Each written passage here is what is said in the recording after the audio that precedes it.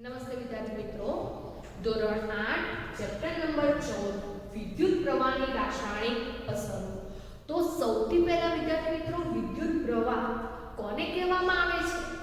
તો તે સમજવા માટે આપણે એક ઉદાહરણ લઈએ કે તમારા ઘરમાં જે પણ કોઈ સ્વિચ બોર્ડ છે, એ સ્વિચ બોર્ડથી તમારા ઘરના જે પણ કોઈ વિદ્યુતથી ચાલતા ઉપકરણો છે, વીજળીથી ચાલતા જે પણ કોઈ ઉપકરણો છે, ત્યાં સુધી જોડાણ થયેલું હોય છે. અને શાના દ્વારા જોડાણ થયેલું હોય છે? તો વાયરો દ્વારા તેનું જોડાણ થયેલું જોવા મળે છે. હવે વિદ્યાર્થી મિત્રો, એ જે વિદ્યુતથી ચાલતા ઉપકરણો છે, એ ક્યારે તેનું કાર્ય કરે છે?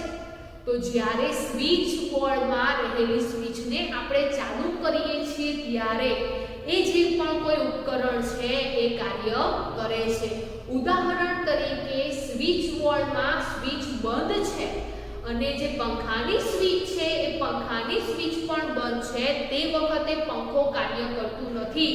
એટલે કે પંખો છે એ બંધ જોવા મળે છે, એ પવન આપતો નથી. પરંતુ વિદ્યાર્થી મિત્રો, જ્યારે સ્વિચ બોર્ડમાં આપણે પંખાની સ્વિચ ચાલુ કરીએ છીએ ત્યારે પંખો તેનું કાર્ય કરવાનું શરૂ કરે છે અને પવન આપે છે. તો ક્યારે પંખો કાર્ય કરે છે? તો જ્યારે સ્વિચ બોર્ડમાં આપણે પંખાની સ્વિચ ચાલુ કરીએ છીએ ત્યારે. તેવી જ રીતે ટ્યુબલાઇટનું પણ ઉદાહરણ લઈ શકાય છે. સ્વિચ બોર્ડમાં ટ્યુબલાઇટની જે પણ સ્વિચ છે એ બંધ હોય ત્યારે ટ્યુબલાઇટ બંધ રહે છે, પરંતુ જ્યારે ટ્યુબલાઇટની સ્વિચ આપણે ચાલુ કરીએ છીએ ત્યારે ટ્યુબલાઇટ ચાલુ થાય છે. તો આનું કારણ શું? તો વિદ્યાર્થી મિત્રો, જ્યારે પણ સ્વિચ બોર્ડમાં રહેલી જે પણ કોઈ સ્વિચ છે, એ સ્વિચમાં રહેલો જે વિદ્યુત પ્રવાહ છે, એ વિદ્યુત પ્રવાહ જે કોઈ પણ ઉપકરણ છે એ ઉપકરણ સુધી પહોંચતો નથી. એટલે કે એ વખતે વિદ્યુત પ્રવાહનું વહન થતું નથી. પરંતુ જ્યારે આપણે સ્વિચ ચાલુ કરીએ છીએ ત્યારે એ જે વાયરનું જોડાણ છે, એ વાયરમાં વિદ્યુત પ્રવાહ પસાર થતો જોવા મળે છે, જેથી જે તે ઉપકરણ ચાલુ થાય છે. તો આ જે વિદ્યુત પ્રવાહ છે, એ વિદ્યુત પ્રવાહ કોને કહેવામાં આવે છે? તો જે વિદ્યુત પ્રવાહ છે, એ વિદ્યુત પ્રવાહ એટલે જે વાહકતા છે, એટલે કે જે વાયર છે, એ વાયરમાં એકમ સમયમાં, એટલે કે 1 સેકન્ડમાં કેટલો વિદ્યુત ભાર પસાર થાય છે, જેટલો વિદ્યુત ભારનો જથ્થો પસાર થાય છે, જેને શું કહેવામાં આવે છે? જેને વિદ્યુત પ્રવાહ તરીકે ઓળખવામાં આવે છે. તો વિદ્યુત પ્રવાહ કોને કહેવામાં આવે છે? તો વાહકતાના આડછેદમાં, એટલે કે જે પણ કોઈ વાયર છે, એ વાયરનો જે અંદરનો ભાગ છે, એનો જે આડછેદ છે, એ આડછેદમાં એકમ સમયમાં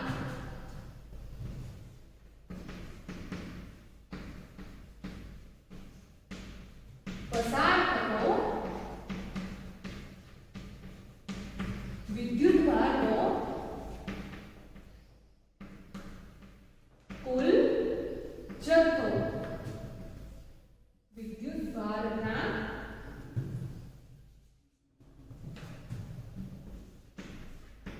કુલ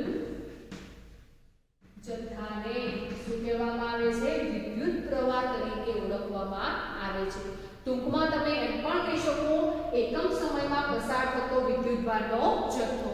તો વાહકતાના આડછેદમાં એકમ સમયમાં પસાર થતા વિદ્યુત ભારના કુલ જથ્થાને વિદ્યુત પ્રવાહ તરીકે ઓળખવામાં આવે છે. તો અહીંયા આ જે વિદ્યુત પ્રવાહની વ્યાખ્યા છે, તેના પરથી તેનું સૂત્ર શું બને છે? તો આપણે અગાઉ વ્યાખ્યા પરથી સૂત્ર કેવી રીતે બનાવવું તે સમજીને આવ્યા છીએ. તો વિદ્યાર્થી મિત્રો, સૌથી પહેલા તો અહીંયા વિદ્યુત પ્રવાહની જે વ્યાખ્યા છે, એ વ્યાખ્યામાં કયા બે ભૌતિક શબ્દો જોવા મળે છે? તો અહીંયા બે ભૌતિક રાશિ જોવા મળે છે. એક છે એકમ સમય અને બીજું છે વિદ્યુત ભારનો જથ્થો. તો અહીંયા એકમ સમય એવો શબ્દ છે, તો સમયની આગળ એકમ આપેલું છે. તો જ્યારે એકમ શબ્દ છે, એ જે પણ ભૌતિક રાશિની આગળ જોવા મળે છે, એને સૂત્રમાં ક્યાં દર્શાવવામાં આવે છે? તો એને છેદમાં લેવામાં આવે છે. તો અહીંયા વિદ્યુત પ્રવાહના સૂત્રમાં છેદમાં શું જોવા મળે છે? સમય જોવા મળે છે. અને બીજી કઈ ભૌતિક રાશિ જોવા મળે છે જેને આપણે અંશમાં લખીશું? તો તે છે વિદ્યુત ભારનો જથ્થો. તો વિદ્યુત પ્રવાહની વ્યાખ્યા પરથી આપણને વિદ્યુત પ્રવાહનું સૂત્ર મળે છે વિદ્યુત ભારનો જથ્થો છેદમાં સમય. અથવા તો વિદ્યાર્થી મિત્રો આ સૂત્ર પરથી તમે તેની વ્યાખ્યા બનાવી શકો છો કે એકમ સમયમાં પસાર થતો વિદ્યુત ભારના જથ્થાને વિદ્યુત પ્રવાહ તરીકે ઓળખવામાં આવે છે. અને વિદ્યુત ભારનો જથ્થો ક્યાં પસાર થાય છે? તો વાહક તારમાં પસાર થતો જોવા મળે છે, વાયરમાં પસાર થતો જોવા મળે છે. તો જ્યારે પણ આપણે કોઈ પણ ઉપકરણની સ્વિચ પાડીએ છીએ ત્યારે સ્વિચ ચાલુ કરીએ છીએ ત્યારે એ જે વાયરનું જોડાણ છે એ વાયરના જોડાણમાં વિદ્યુત ભારના જથ્થાનું વહન થતું જોવા મળે છે, જેથી એ ઉપકરણ કાર્ય કરે છે. તો સૌથી પહેલા વિદ્યુત પ્રવાહ કોને કહેવામાં આવે છે? તો એકમ સમયમાં પસાર થતા વિદ્યુત ભારના જથ્થાને શું કહેવામાં આવે છે? વિદ્યુત પ્રવાહ તરીકે ઓળખવામાં આવે છે. અને ત્યાર પછી છે રાસાયણિક અસરો. તો રાસાયણિક અસરો કોને કહેવામાં આવે છે?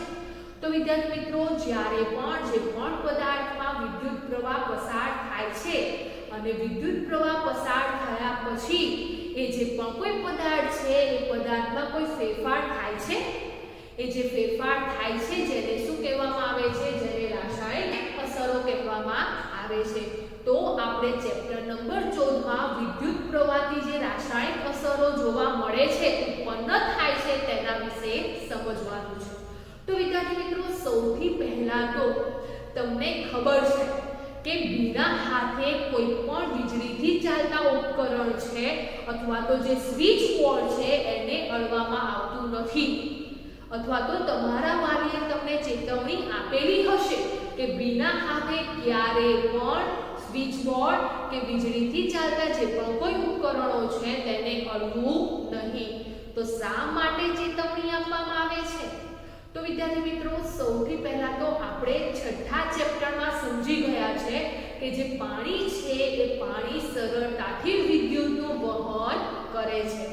તો જ્યારે પણ સ્વિચ બોર્ડ કે વિદ્યુતથી ચાલતા જે પણ કોઈ ઉપકરણો છે એ ઉપકરણોમાં વિદ્યુત પ્રવાહ પસાર થાય છે, એટલે કે વિદ્યુતનું વહન થાય છે. અને એ વખતે જ્યારે આપણે ભીના હાથથી અડીએ છીએ ત્યારે જે વિદ્યુતનું વહન થાય છે એ વિદ્યુતનું વહન સરળતાથી પાણી છે એ પાણીમાં પણ વિદ્યુતનું વહન થતું જોવા મળે છે. તો આપણા હાથ ભીના છે, પાણીનો સંપર્ક રહેલો છે આપણા હાથમાં, જેથી કરીને એ વિદ્યુતનું વહન છે એ આપણા હાથમાં જે પાણી ભીના હાથ છે તેમાં થતું જોવા મળે છે, જેને કારણે જે તે વ્યક્તિને કરંટ લાગે છે. આ ઉપરાંત વિદ્યાર્થી મિત્રો જો વધારે પ્રમાણમાં કરંટ લાગે તો એ જે વ્યક્તિ છે એ વ્યક્તિનું મૃત્યુ પણ થઈ શકે છે, જેને કારણે ભીના હાથથી કોઈ પણ સ્વિચ બોર્ડ કે વીજળીથી ચાલતા જે પણ કોઈ ઉપકરણો છે એ ઉપકરણોને અડવા જોઈએ નહીં.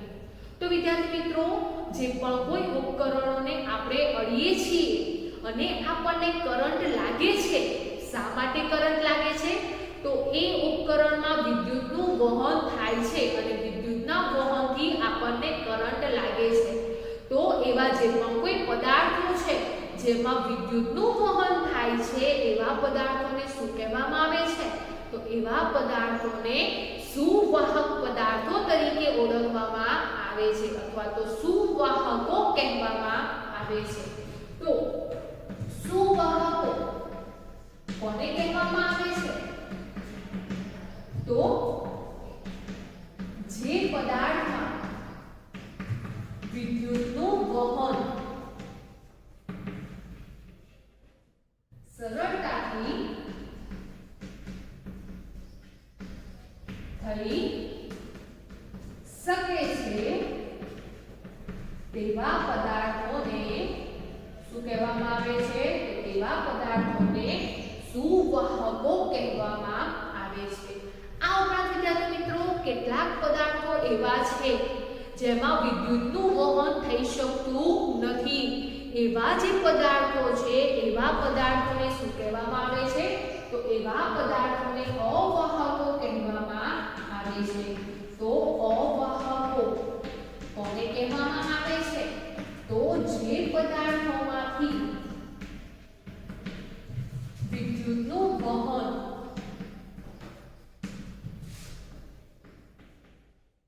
થઈ શકતું નથી તેવા જે પદાર્થો છે એવા પદાર્થોને શું કહેવામાં આવે છે? તો અવાહકો કહેવામાં આવે છે. તો આપણી આસપાસ જોવા મળતા જેટલા પણ પદાર્થો છે એ પદાર્થોમાં કેટલાક પદાર્થો વિદ્યુતનું વહન કરે છે જેને સુવાહકો કહેવામાં આવે છે, જ્યારે કેટલાક પદાર્થો વિદ્યુતનું વહન કરતા નથી જેને અવાહકો કહેવામાં આવે છે. તો વિદ્યાર્થી મિત્રો, કયા પદાર્થો સુવાહકો છે અને કયા પદાર્થો અવાહકો છે એ કેવી રીતે નક્કી કરવામાં આવે છે? તો તે માટે તમે ધોરણ 6 માં એક ટેસ્ટર બનાવ્યું હતું અને એ ટેસ્ટર કેવી રીતે બનાવ્યું હતું? તો એ ટેસ્ટર તમે એમાં એક પેન્સિલ સેલ લીધો હતો, ઉપરાંત એક બલ્બ લીધો હતો અને સાથે સાથે અમુક પદાર્થો લીધા હતા.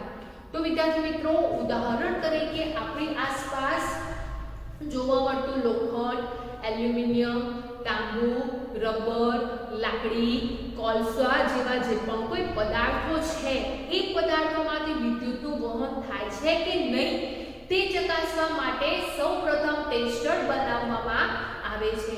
તો ટેસ્ટર કોને કહેવામાં આવે છે? તો જે વસ્તુમાંથી જેમાંથી વિદ્યુત પ્રવાહ પસાર થાય છે કે નહીં તેની જાણકારી મેળવવા માટે આપણે જે વસ્તુ બનાવીએ છીએ જેને શું કહેવામાં આવે છે? જેને ટેસ્ટર તરીકે ઓળખવામાં આવે છે. તો ટેસ્ટર કેવી રીતે બનાવવામાં આવે છે તે તમે ધોરણ 6 માં સમજીને આવ્યા છો. ફરી આજે આપણે સમજી લઈએ કે ટેસ્ટર કેવી રીતે બનાવવામાં આવે છે.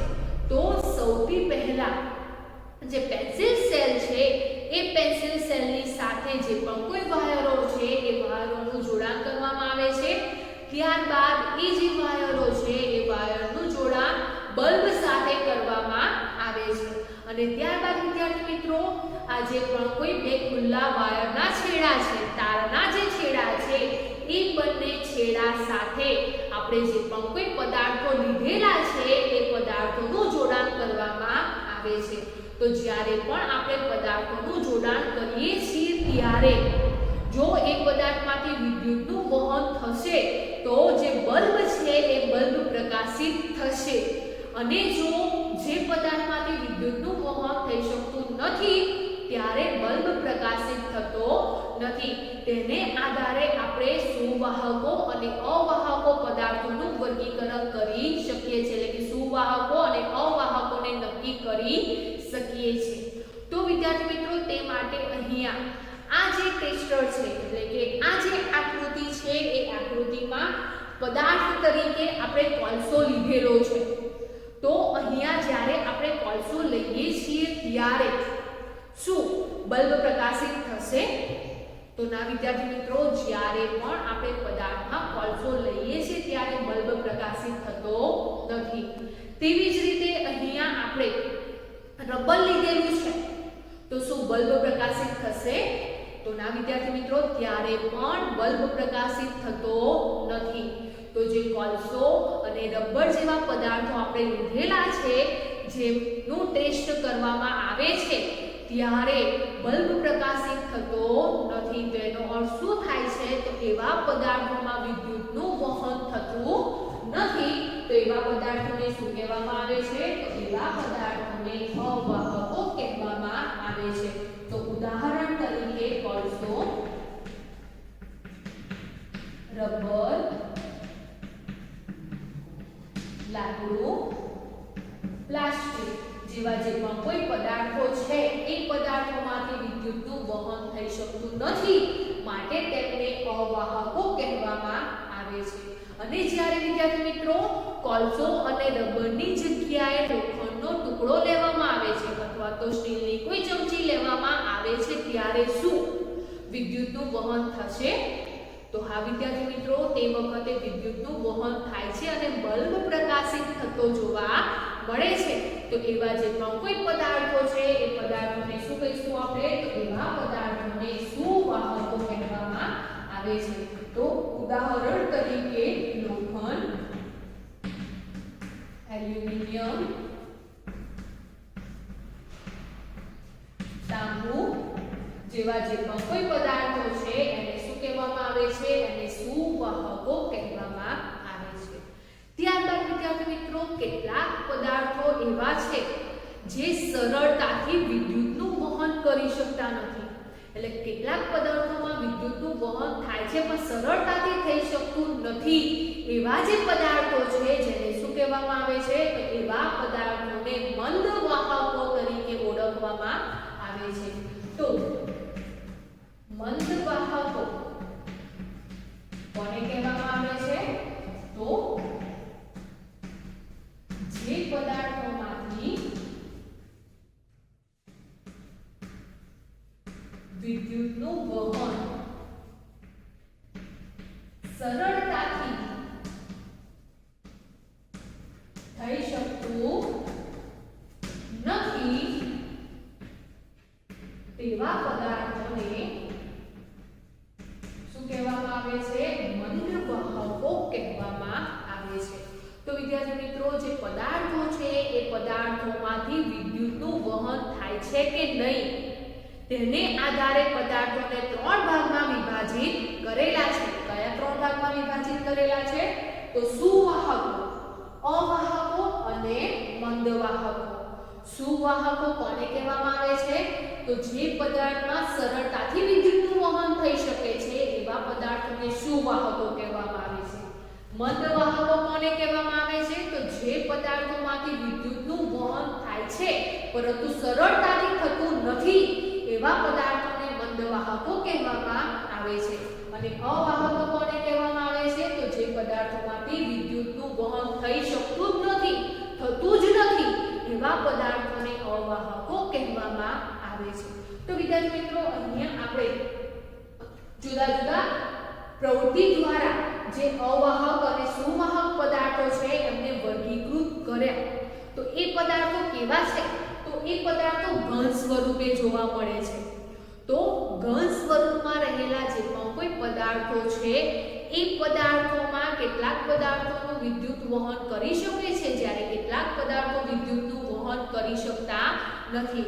તો શું વિદ્યાર્થી મિત્રો, ઘન પદાર્થની જેમ પ્રવાહી પદાર્થમાં પણ વિદ્યુતનું વહન થઈ શકે છે? તો જે ઘન પદાર્થ છે એ ઘન પદાર્થમાંથી વિદ્યુતનું વહન થાય છે. તેવી જ રીતે પ્રવાહી પદાર્થમાં વિદ્યુતનું વહન થાય છે કે નહીં તે આપણે નક્કી કરી શકીએ છીએ. તો વિદ્યુતનું વહન થાય છે કે નહીં તે નક્કી કરવા માટે આપણે ટેસ્ટરનો ઉપયોગ કરીએ છીએ. તો અહીંયા પણ જુદી જુદી પ્રવૃત્તિમાં આપણે ટેસ્ટરનો ઉપયોગ કર્યો અને એ ટેસ્ટરની મદદથી સુવાહકો અને અવાહકોને વર્ગીકૃત કરેલા છે.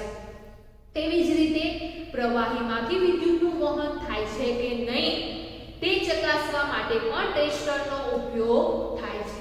તો વિદ્યાર્થી મિત્રો, જ્યારે પણ પ્રવાહીમાં વિદ્યુતનું વહન થાય છે કે નહીં તે ચકાસવા માટે જ્યારે તમે ટેસ્ટર બનાવો છો, જે ટેસ્ટરનો ઉપયોગ કરો છો ત્યારે એ ટેસ્ટરમાં જે પેન્સિલ સેલનો ઉપયોગ કરવામાં આવે છે તેની જગ્યાએ 3-4 પેન્સિલ સેલ ભેગા મળીને બેટરીની રચના કરવામાં આવે છે. એટલે કે 3-4 સેલ ભેગા કરવામાં આવે છે જેને બેટરી તરીકે ઓળખવામાં આવે છે.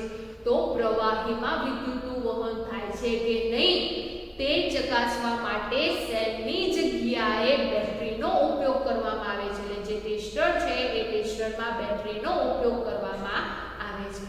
ત્યારબાદ વિદ્યાર્થી મિત્રો, આપણે જે પણ કોઈ ટેસ્ટર બનાવેલું છે એ ટેસ્ટર બરાબર કાર્ય કરે છે કે નહીં તેને ચકાસવામાં આવે છે. તો સૌપ્રથમ જ્યારે પણ આપણે કોઈની ચકાસણી કરીએ છીએ તે વખતે આપણે બનાવેલું જે ટેસ્ટર છે એ ટેસ્ટર સંપૂર્ણ બરાબર કાર્ય કરે છે કે નહીં તેની ચકાસણી સૌપ્રથમ કરવામાં આવે છે. તો આપણે પ્રવાહીમાં વિદ્યુતનું વહન થાય છે કે નહીં તે ચકાસવા માટે ટેસ્ટર બનાવી દીધું છે. હવે એ જે ટેસ્ટર છે એ ટેસ્ટર સંપૂર્ણ બરાબર કાર્ય કરે છે કે નહીં તે ચકાસવા માટે શું કરીશું? તો તે ચકાસવા માટે જે બે ખુલ્લા છેડા છે એ બંને ખુલ્લા છેડાને એકબીજા સાથે જોઈન્ટ કરવામાં આવે છે, ભેગા કરવામાં આવે છે. તો જ્યારે પણ બે ખુલ્લા છેડા છે એને એકબીજા સાથે ભેગા કરીએ છીએ ત્યારે ટેસ્ટરમાં વાપરેલું જે બલ્બ છે એ બલ્બ પ્રકાશિત થાય. તો જ્યારે પણ આપણે બંને છેડા ભેગા કરીએ છીએ ત્યારે બલ્બ પ્રકાશિત થાય છે.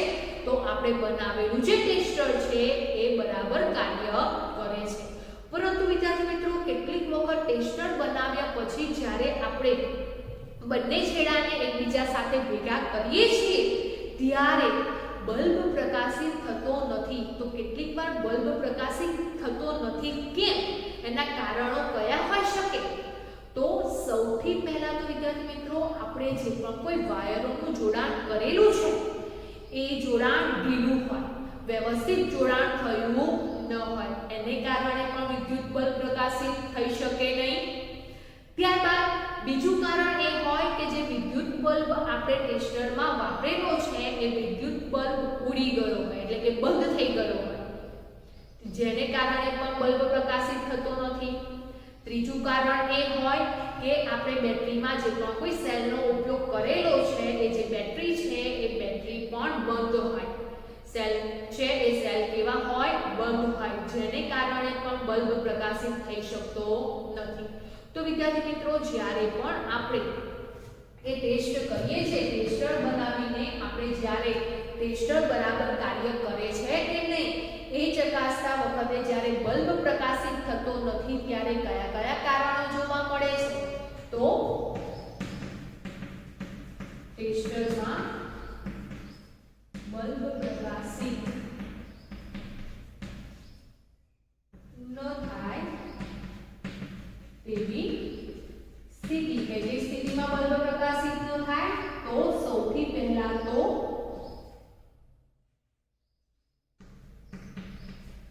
વાહકતાનું જોડાણ ઢીલું હોય, એટલે કે વ્યવસ્થિત ન હોય. તેવી જ રીતે જે બલ્બ છે એ બલ્બ ઉડી ગયો હોય, એટલે કે બંધ હોય. તેવી જ રીતે વિદ્યાર્થી મિત્રો આપણે જે બેટરીનો ઉપયોગ કરેલો છે એ બેટરી પણ શું હશે? બેટરી બંધ હોય ત્યારે પણ બલ્બ પ્રકાશિત થતો નથી. આ ઉપરાંત વિદ્યાર્થી મિત્રો આપણે જ્યારે જે પદાર્થ વિદ્યુતનું વહન કરે છે કે નહીં તેની ચકાસણી કરવા માટે આપણે જે પદાર્થ લીધેલો છે એ પદાર્થ પણ સુવાહક છે કે અવાહક છે. જો અવાહક હોય ત્યારે પણ વિદ્યુતનું વહન થઈ શકતું નથી. તો સૌથી પહેલા તો આપણે ટેસ્ટર બરાબર કાર્ય કરે છે કે નહીં તે ચકાસવા માટે આપણે બંને છેડાઓને ભેગા કરીએ છીએ ત્યારે જો બલ્બ પ્રકાશિત ન થાય તો સૌથી પહેલા વાહકતાનું જોડાણ ઢીલું હોય તો વ્યવસ્થિત કરવું જોઈએ, ફિટ કરવું જોઈએ. આ ઉપરાંત જો વાયર છે એ વાયરોનું જોડાણ કમ્પ્લીટ હોય તો બલ્બ ચાલુ છે કે બંધ છે તેની ચકાસણી કરી લેવી જોઈએ. અને જો બલ્બ પણ ચાલુ હોય ત્યારે બેટરી બંધ છે કે ચાલુ છે તેની ચકાસણી કરી લેવી જોઈએ. અને જે તે વસ્તુ છે એ ચાલુ કરીને ત્યાર પછી ટેસ્ટરનો ઉપયોગ કરવો જોઈએ. તો હવે વિદ્યાર્થી મિત્રો આપણે જે પણ ટેસ્ટર બનાવેલું છે એ ટેસ્ટર સંપૂર્ણ રીતે કાર્ય કરે છે, બરાબર કાર્ય કરે છે. હવે આપણે પ્રવાહીમાંથી વિદ્યુતનું વહન થાય છે કે નહીં તેની ચકાસણી કરવી છે. તો તે માટે આપણે પ્રવાહી જુદા જુદા પદાર્થો લઈશું અને તેમાં વિદ્યુતનું વહન થાય છે કે નહીં તેની ચકાસણી કરીશું. જો જે પ્રવાહી પદાર્થમાંથી વિદ્યુતનું વહન થશે તો બલ્બ પ્રકાશિત થશે, અને જો વિદ્યુતનું વહન નહીં થાય તો બલ્બ પ્રકાશિત નહીં થાય. તો વિદ્યાર્થી મિત્રો, આ પ્રવૃત્તિ કરવા માટે અહીંયા આ જે આકૃતિ દર્શાવેલી છે એ આકૃતિ પ્રમાણે એક પાત્ર લેવામાં આવે છે અને એ પાત્રમાં લીંબુનો રસ અથવા તો વિનેગર જેવા પદાર્થો, પ્રવાહી પદાર્થો લેવામાં આવે છે. તો અહીંયા પાત્રમાં જે પણ કોઈ પદાર્થો લીધેલા છે એ પદાર્થોમાં જે વાહકતાના બે ખુલ્લા છેડા છે એ બંને ખુલ્લા છેડાને તેની અંદર રાખવામાં આવે છે. તો અહીંયા આકૃતિમાં દર્શાવ્યા પ્રમાણે જે પણ કોઈ વાહકતાના બે ખુલ્લા છેડા છે એ બંને ખુલ્લા છેડા એકબીજાને સ્પર્શે નહીં તે રીતે પ્રવાહીની અંદર રાખવામાં આવે છે અને ત્યાર પછી તેનું અવલોકન કરવામાં આવે છે. તો જ્યારે પ્રવાહી પદાર્થ તરીકે આપણે લીંબુનો રસ કે પછી વિનેગર લઈએ છીએ ત્યારે શું બલ્બ પ્રકાશિત થશે? તો હા વિદ્યાર્થી મિત્રો, લીંબુનો રસ લઈએ છીએ ત્યારે પણ બલ્બ પ્રકાશિત થાય છે અને વિનેગર લઈએ છીએ ત્યારે પણ બલ્બ પ્રકાશિત થતો જોવા મળે છે. એટલે કે લીંબુનો રસ અને જે વિનેગર છે એ વિદ્યુતના કેવા છે? તો વિદ્યુતનું વહન કરે છે, વિદ્યુતના વાહકો છે, એટલે કે એ સુવાહક છે. તો પ્રવાહીમાં લીંબુનો રસ અને વિનેગર છે, જેમાં લીંબુ છે એમાં સાઇટ્રિક એસિડ જોવા મળે છે, જ્યારે જે વિનેગર છે એ વિનેગરમાં એસિડિક એસિડ જોવા મળે છે. તો આ લીંબુનો રસ અને વિનેગરમાં એસિડ જે પ્રવાહી છે એસિડિક છે, જેથી તે વિદ્યુતનું વહન કરે છે. તેવી જ રીતે વિદ્યાર્થી મિત્રો, આપણે બીજા પ્રવાહીના ઉદાહરણ પણ લઈ શકીએ છીએ. તો અહીંયા લીંબુનો રસ કે વિનેગરની જગ્યાએ આપણે શુદ્ધ નિસ્યંદિત પાણી લઈએ તો શું એ પાણીમાંથી વિદ્યુતનું વહન થશે? બલ્બ પ્રકાશિત થશે? તો ના વિદ્યાર્થી મિત્રો, જ્યારે આપણે શુદ્ધ ચોખ્ખું નિસ્યંદિત પાણી લઈએ છીએ ત્યારે બલ્બ પ્રકાશિત થતો નથી. એટલે કે એ જે પ્રવાહી છે એ વિદ્યુતનું અવાહક છે, તેમાંથી વિદ્યુતનું વહન થતું નથી. તેવી જ રીતે વિદ્યાર્થી મિત્રો, હવે આપણે નળનું પાણી લઈએ છીએ. આપણા નળમાં આવતું જે પણ કોઈ પાણી છે એ પાણીનો ઉપયોગ આપણે કરીએ છીએ અને તેની ચકાસણી કરીએ છીએ તો શું બલ્બ પ્રકાશિત થશે? તો હા વિદ્યાર્થી મિત્રો, જ્યારે નળનું પાણી લેવામાં આવે છે ત્યારે બલ્બ પ્રકાશિત થાય છે. એટલે કે જે પાણી છે એ નળનું પાણી વિદ્યુતનું વહન કરે છે. તો આ વિદ્યાર્થી મિત્રો, જુદા જુદા પ્રવાહી પદાર્થો લઈને આપણે ચકાસણી કરી શકીએ છીએ.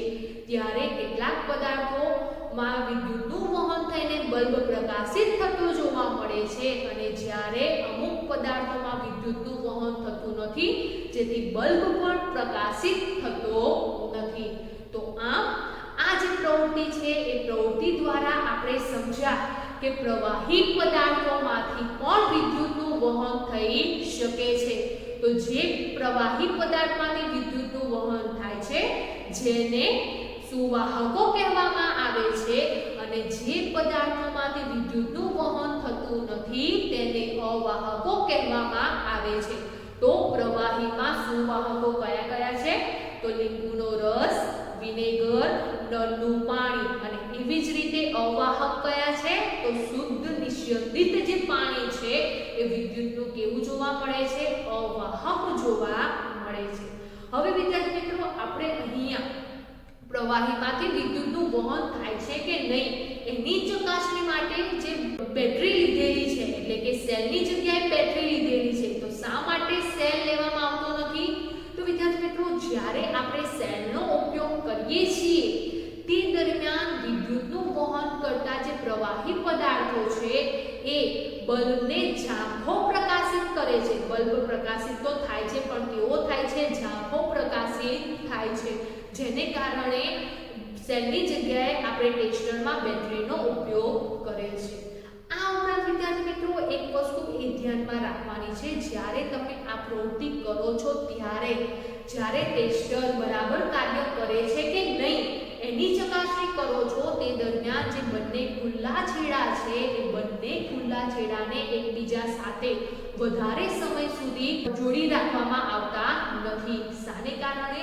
તો બંને છેડાને જો એકબીજા સાથે જોડવામાં વધારે સમય સુધી જોડવામાં આવે તો બેટરી છે એ બેટરી બંધ થતી જોવા મળે છે. તો આ વિદ્યાર્થી મિત્રો આજે આપણે ઘન પદાર્થમાંથી વિદ્યુતનું વહન થાય છે તે તો સમજીને આવ્યા છે, પરંતુ પ્રવાહી પદાર્થોમાંથી પણ વિદ્યુતનું વહન થાય છે તે આપણે પ્રવૃત્તિ 14.2 પરથી સમજ્યા. તો વિદ્યાર્થી મિત્રો સુવાહકો અને અવાહકો વચ્ચે શું તફાવત રહેલો છે? તો જે પદાર્થો સરળતાથી વિદ્યુતનું વહન કરે છે તેને સુવાહકો કહેવામાં આવે છે. જે પદાર્થો વિદ્યુતનું વહન કરતા નથી જેને અવાહકો કહેવામાં આવે છે. ઉદાહરણ તરીકે તમે ઘન પદાર્થો અને પ્રવાહી પદાર્થોના ઉદાહરણ લઈ શકો છો.